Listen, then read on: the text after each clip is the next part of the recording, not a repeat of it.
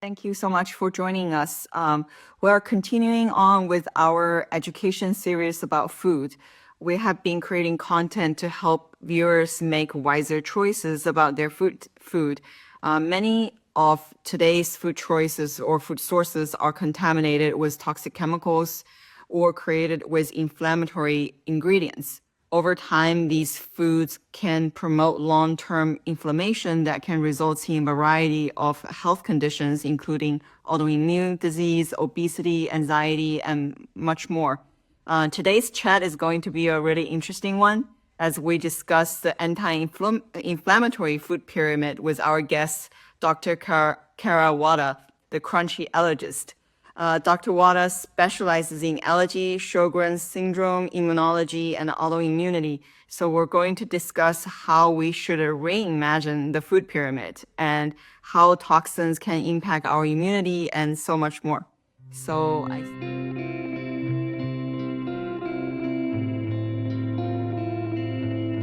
more time. Oh, here you are. Sure.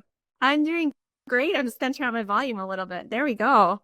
Yeah, it's so nice to have you back. I know. It's so wonderful. It's been too long. I know it's been too long.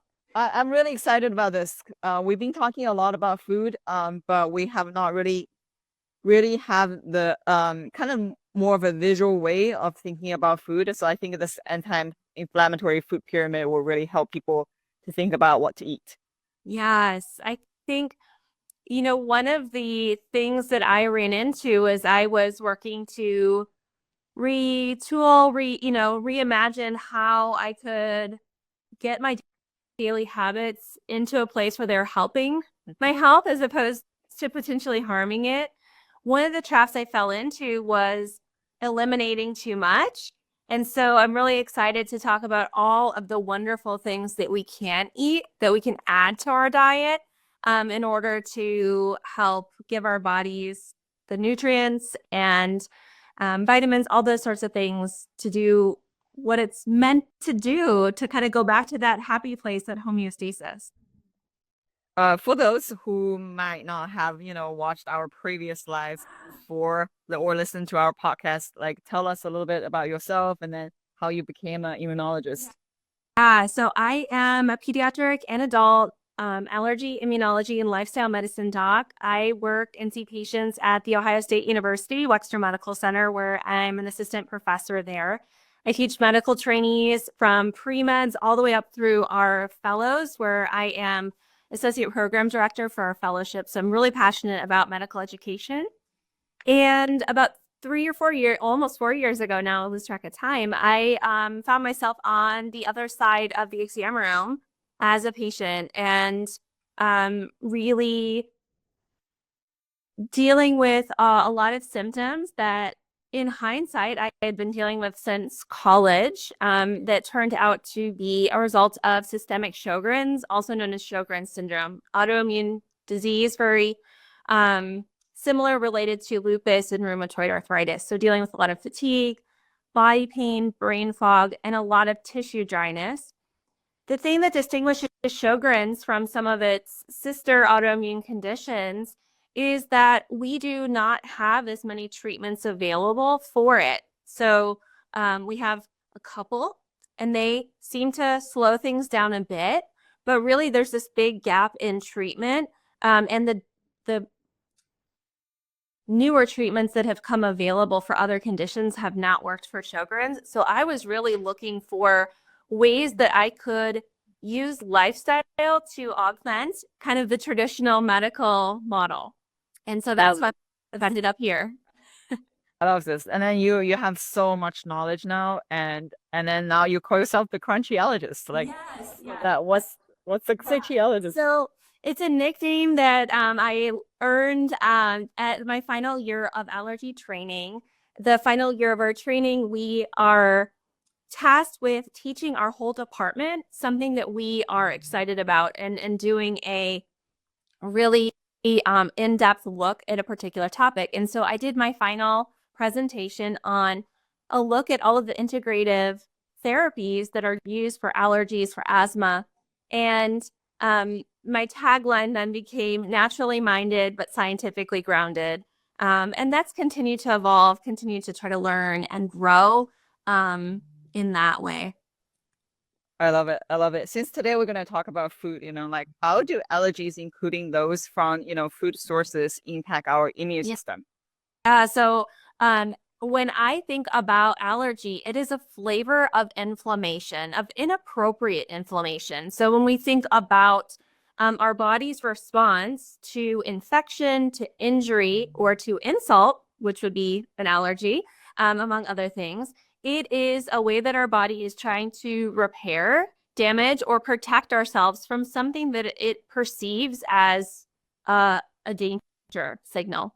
So in the case of allergy, our body is inappropriately seeing food, pollen, our pets, dust mites as the enemy, and it mounts then an inflammatory response. And the typical allergy response is that of itching, sneezing, wheezing, rashes, throwing up, hives, all of those sorts of things. Anaphylaxis are that allergic flavor of inflammation.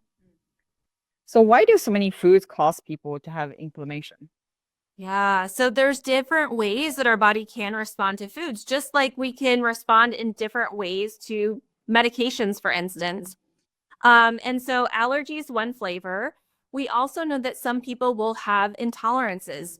Intolerances are a situation where we eat food and the interaction between our ability to digest that food, our microbiome, which we're learning so much more about, and in our own body, we end up having symptoms as a result of not being able to digest foods very well.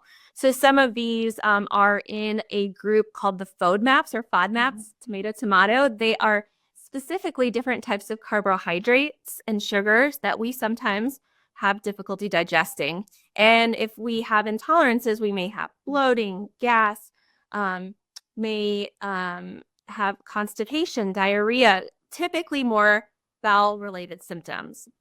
There's another entity that is not as widely recognized amongst allergist immunologists, but we're learning more and more about, which is this role of sensitivities.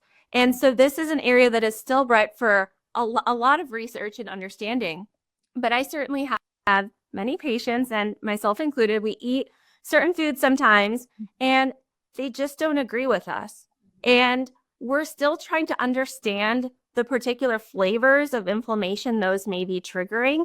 And it's an area that I am excited to continue to learn and understand mechanisms behind that, ways that we might be able to accurately assess for those and help people understand, do they need to avoid particular foods longer term, or, is this something that they may have improvement from with improving gut health? And then the other area that we think about, as we are eating foods, there are foods that have more nutritional value than others. And so there are certain foods that will tend to increase our blood sugar, increase our, less healthy fats in our bloodstream. They have those sorts of physiologic consequences. And when we have a diet that consists primarily of those less nutritious foods, we don't have the room, to eat those nutritious foods instead.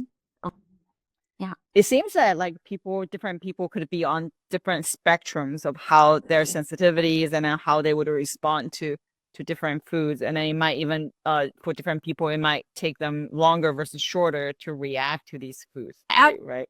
Absolutely. And that's where understanding the mechanisms is going to be so important. The other thing that comes into play for many of us, especially I have dealt with irritable bowel symptoms over the years, is we may have, and this will occur with Sjogren's quite frequently, that we will have changes in our motility. So how quickly foods pass through. And you can imagine, symptoms are going to vary based on how long food is sitting in different parts of your intestines where different processes are taking place. And sometimes our symptoms are a result of increased motility, i.e. diarrhea, or slowed motility, or more water absorbed, more constipation. Yeah. Are there any food you recommend reducing or avoiding because of their inflammation properties? Yeah, so in general, some of the foods that we know have a tendency to not be great for our body, not be great for our inflammation levels, are sadly a lot of things that we find in the standard American diet. So fast food, white foods that are, refined carbohydrates. So, you know, white bread, pasta, and sweet treats, made from things that aren't like whole grain flour. And it's not to say that we need to totally eliminate these, but when we really take a long, hard look at, what we're eating day in and day out, if we can treat those more as an occasional food or something that is, not an everyday staple, then we end up incorporating a lot more nutritious food with more antioxidants, vitamins, anti-inflammatory power in its place. I love it. What are you feeling about the food pyramid? We all grew up with. Yeah, it could use an update. Yeah. So, as we think about where the science has led us, one of the key points that I love to share with people is diversity really is the spice of life. Like the more diversity we can get, especially in the fiber in our diet, is huge.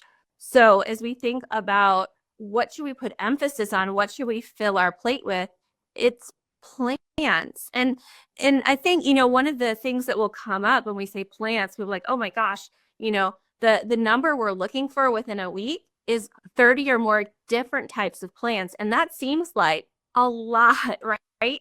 But when you realize that it's fruits and vegetables, whole grains, nuts and seeds, it's legumes of different kinds, so beans, lentils, and then all of the herbs and spices.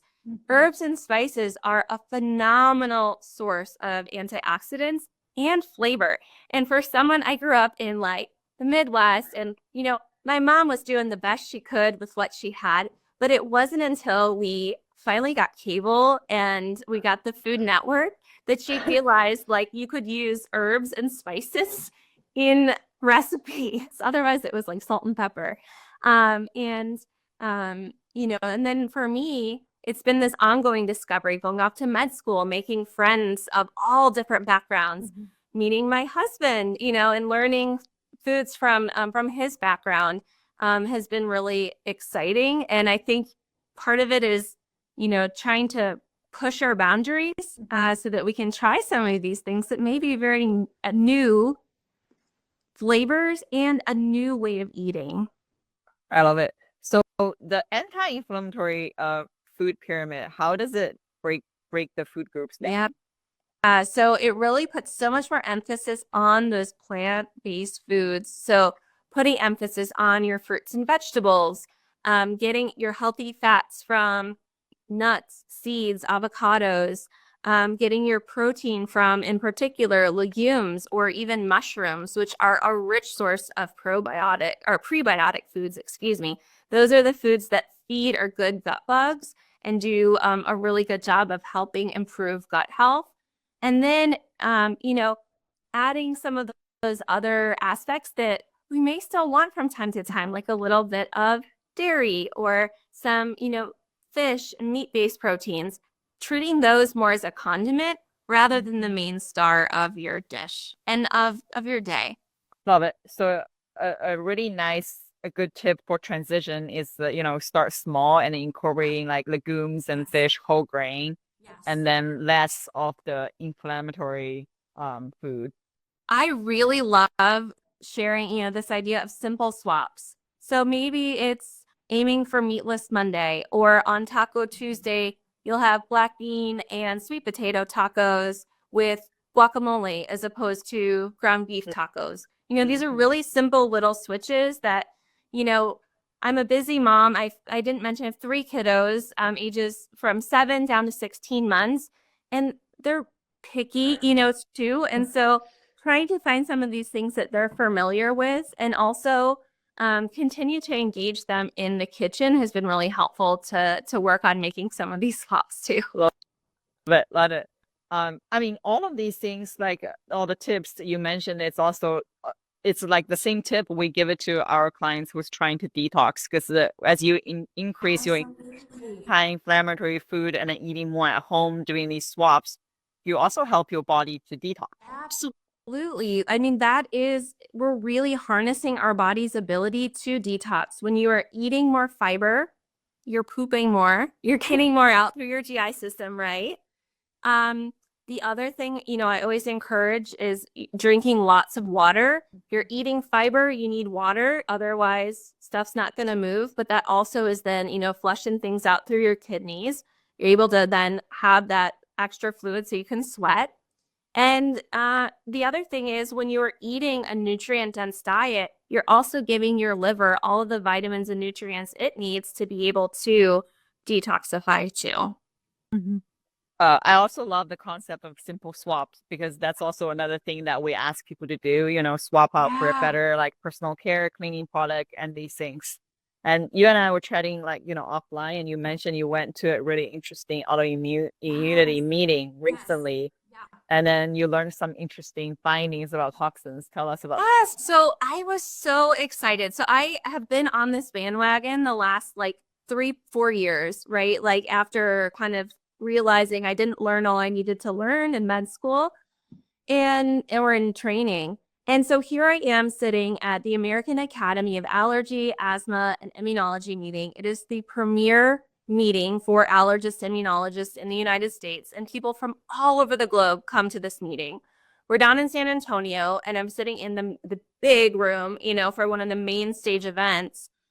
And the whole morning was all about the role of our environment in its impact on our health.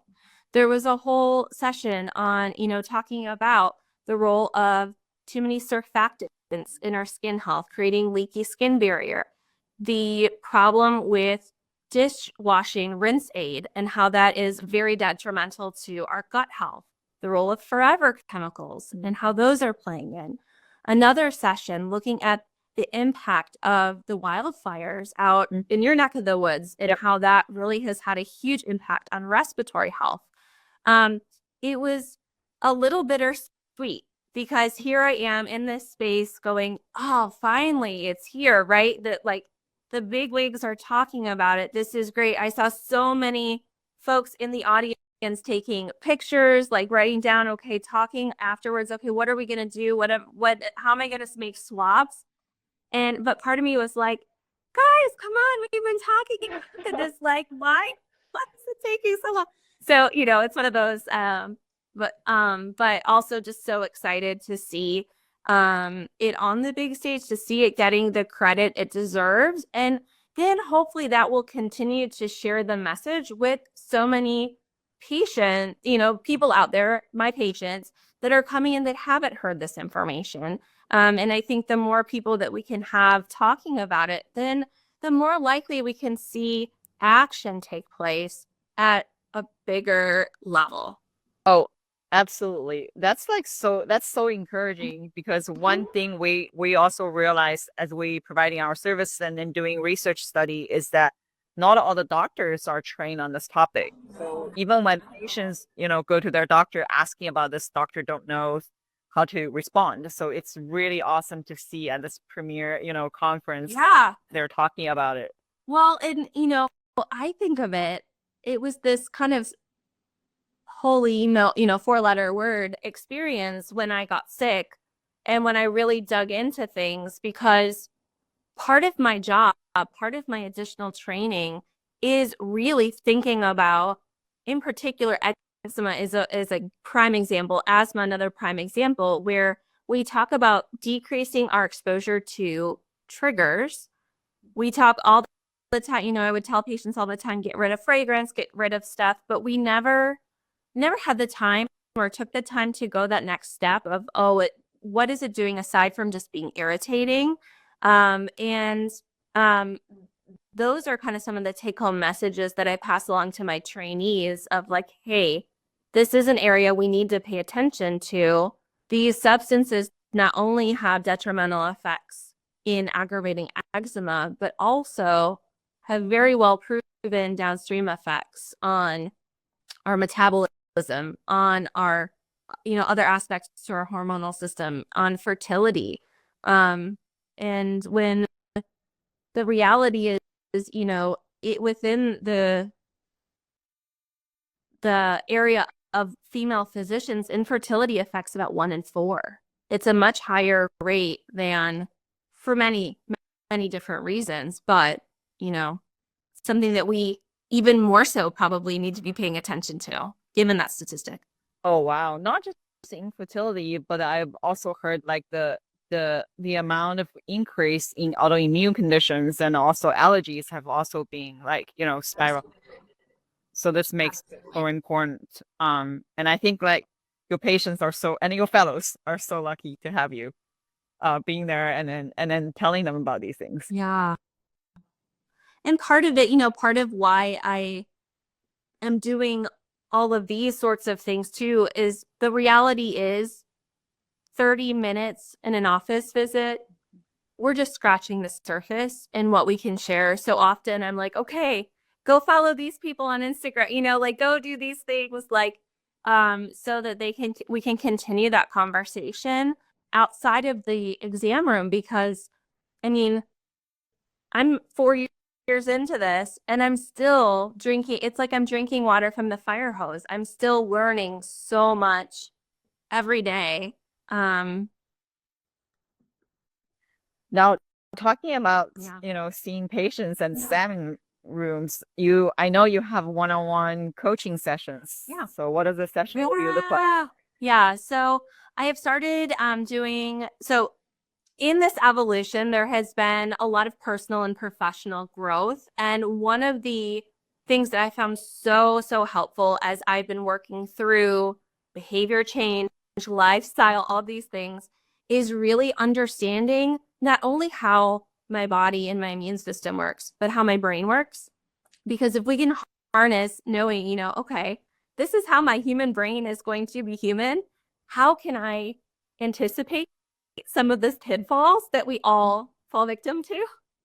And so part of that was becoming certified as a life coach. And so I really love being able to help my clients towards whatever goals they're working towards. Sometimes that looks like troubleshooting their lifestyle aspect. So last week with a client, we were thinking about how we could and how she could adjust her morning and evening routines to really serve her, just by making little swaps, little changes along the way, helping with accountability.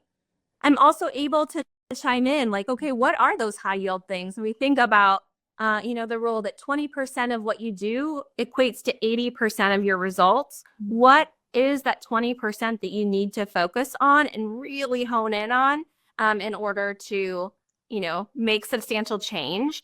And sometimes part of it is me having to put that little bit of a bad cop, kind of uniform on and call people out on some of the the thoughts that we get into that really aren't serving us, or that we aren't recognizing. And that's where I have found having a coach and someone to bounce ideas off, to call me out on my what, is so helpful. In particular, I see my partner Jen, who's just joined on. She is an autoimmune dietitian. She's taught me all this and so much more about nutrition, and she's called me out on my stuff, right? Like, say, no, like, it's not the oatmeal that's upsetting your stomach. It's all the cheese you're eating that you are like forgetting about, right? All that saturated fat. That's, what's so powerful about having that outside voice in helping you become that best version of you that you hope to be. How do people sign up? Yes. So they can head over to Dr. Kara Wada, KARAWADA.com. There, I have all sorts of information on how we can connect. You scroll all the way down. I think your listeners in particular will love my 25 simple swaps, not to the non-tox without the nonsense, that are backed from the science and the evidence, but also have passed my I'm a busy mom of 3, kind of, these are things that are actually practical and sustainable. And we actually are kicking off our Becoming Immune Confident 12-week coaching course at the beginning of next month. So we have information to get on the wait list and get signed up before our spots fill up. I love it. I love we're also huge fans of your podcast, the Crunchy Allergist podcast. Yes, and Tell us about that. we recently rebranded. So we are now the Becoming Immune Confident podcast. In part, it's because of conversations like what we had that we need to do again. We're really, so much of what we talk about is this idea of becoming, this evolution, this personal, professional development. Immune not only obviously refers to like all the immune system stuff, but also the resiliency that we need to develop in order to just take on life, right? And then the confidence that we can develop when we have the knowledge and we have those skills and tools that we know then that we can just take on the world, even if it does come along with a misbehaving immune system. I love this. I love the name change. You mentioned about the 12-week course you're about to start, and then people to sign up for that. Anything else you'd like to promote? Yeah.